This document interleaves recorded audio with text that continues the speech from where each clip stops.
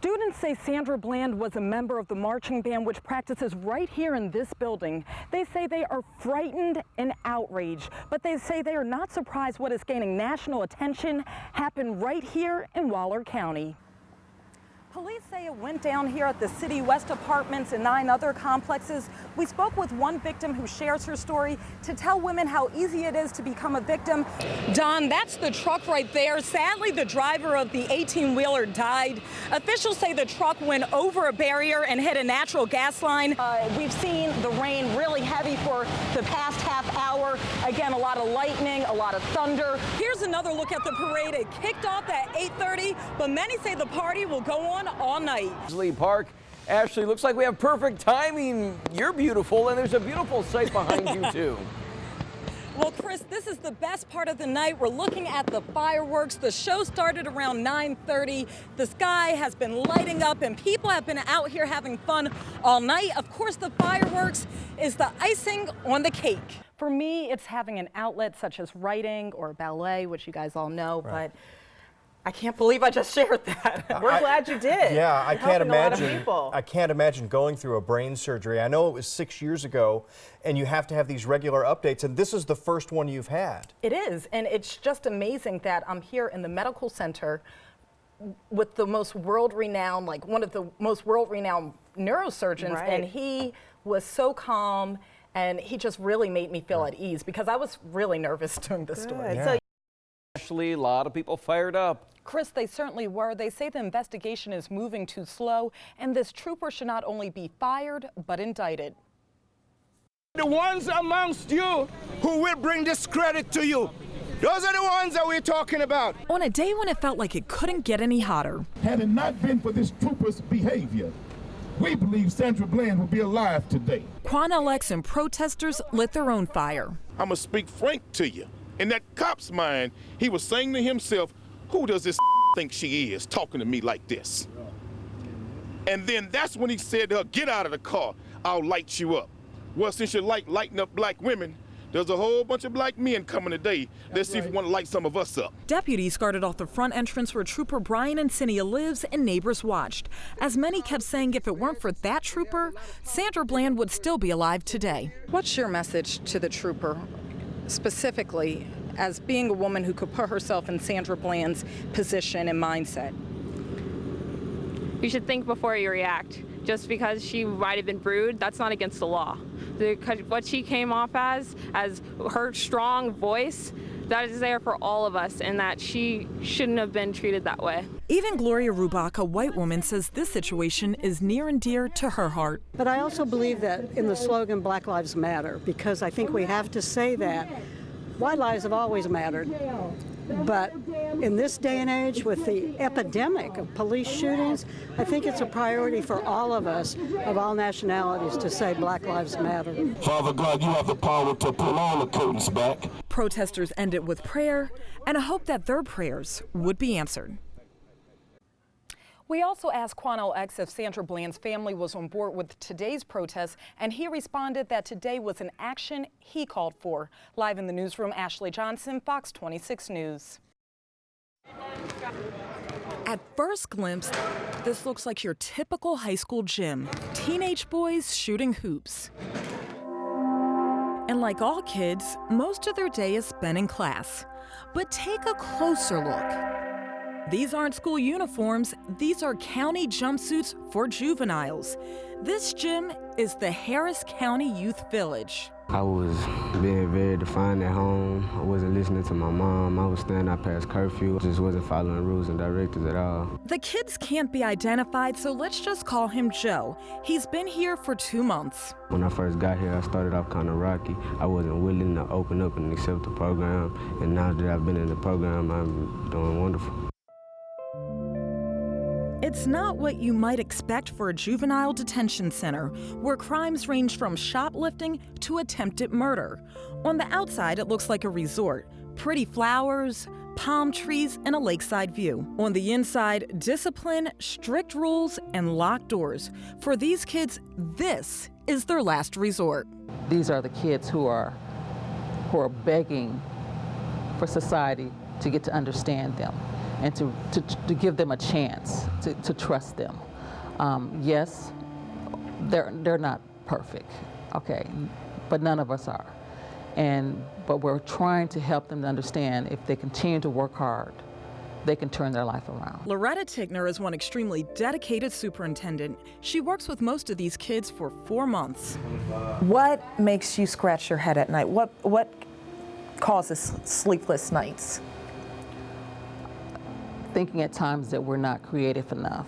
What can I create, or what can we do to, if there's a child that we can't reach? So how do you reach these kids many people have given up on? The program focuses on getting them GEDs, making a plan for their future, and getting to the root of the problem. What do you suggest after they leave here so that they stay on the path to success and not fall back into the system? One thing that's really important, and they learn this through a variety of different therapies that they're in, is to identify a support system that's positive. We all hope for that change in that child, that they can take control of themselves and realize that, I may be going back to the same environment, the same situation, but it's about me. It's about me changing my life and focusing on what I need to change to be a different person. Joe says he's working on being that better person so he doesn't have to come back to his last resort. I miss my family most, and the program just give you time to think about the things that you're missing, what you don't cherish. Ashley Johnson, Fox 26 News. No clips inside your no clips. Perfect. Life is sometimes far from a walk in the park. Miss Johnson, you doing okay? That extra state savings will go. In order to live in the present, Ashley Johnson, Fox 26 News. You have to confront your past. It all started when I was 12, diagnosed with a condition called AVM, arteriovenous malformation, an abnormal connection between my arteries and veins. It's something we're born with, most AVMs. It's a birthmark. Many of us don't know we have it, but they can cause either seizures or brain hemorrhages. Despite that dire prognosis, doctors decided not to operate. But several years later, when I was 23, the condition worsened. Here's the evidence. Look closely.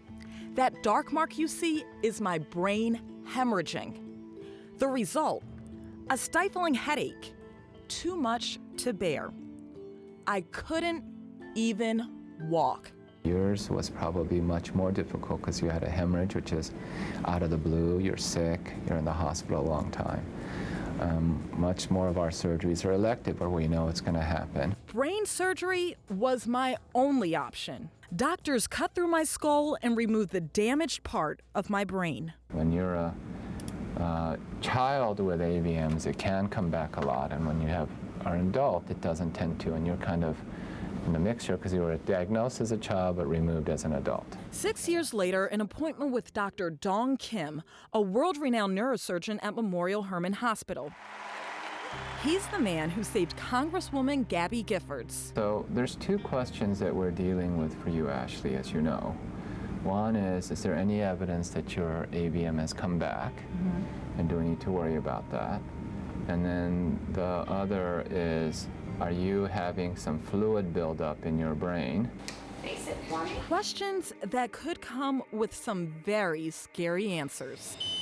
Okay. X-rays can provide some answers. Yeah, see. The big test, an MRI. Doctors recommend one every 5 years after neurosurgery, and now it's time for my checkup. Ultimately, we want patients to be better off. Just like you had 2 hemorrhages, and after surgery, now you don't have to worry about it anymore. That was the answer to my prayers. Some patients suffer from chronic headaches, strokes, or seizures. Many times, life after brain surgery is an emotional roller coaster.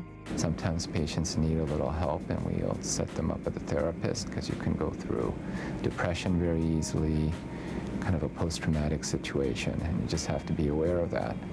But if the brain is functioning well, the emotional parts can catch on, and getting back to a normal life is the best thing. All right. Okay.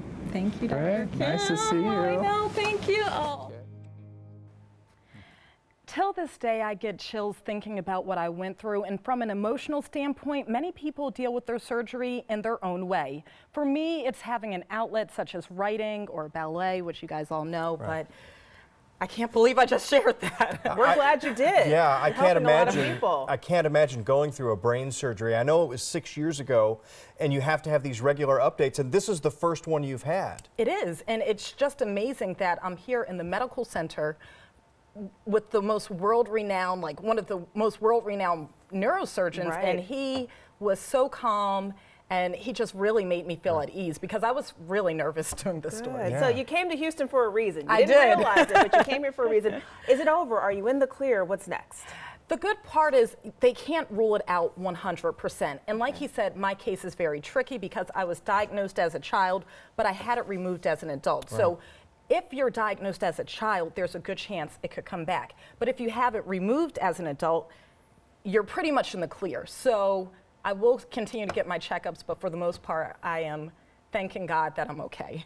As we all are, and your hair looks great too. Thank you. I didn't have to get it shaved for surgery. A lot of people, that was the first question I asked. Really important. They cut into your skull. I mean, they did, and at 23, I'm like, oh, will I make it out alive? And by the way, will I have my hair when I come out of surgery? So I'm happy that I got to keep it.